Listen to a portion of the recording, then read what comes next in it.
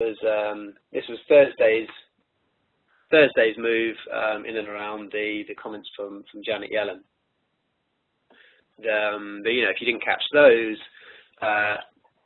after failing to lift rates at the last meeting, Yellen then came out saying that they are still looking for a rate hike this year. That was the crux of it.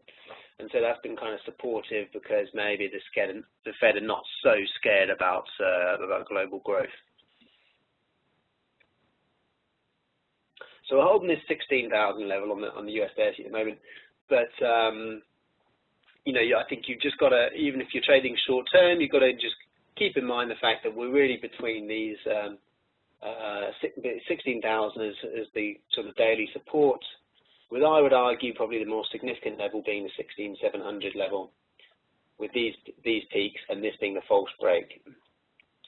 So break down below 16,000, naturally you'd assume we're heading back down towards, you know, firstly the sort of 15,570 kind of area, but you know, ideally back down to this low in the sort of 15,340 type vicinity.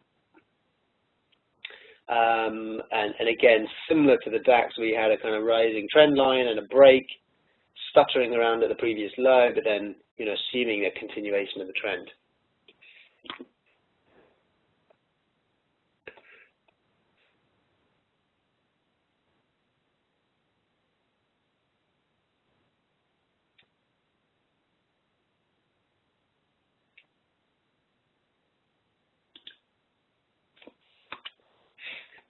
We're going to switch over to the commodities now.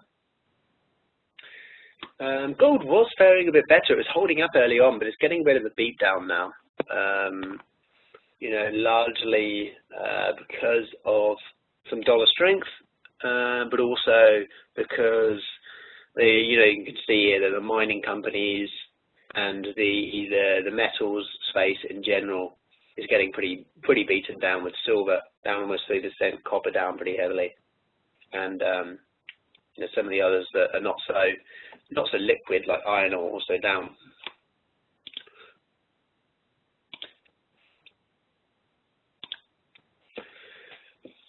So this is the way I'm viewing gold. Kind of pulled the chart out a little bit here. This is the daily chart.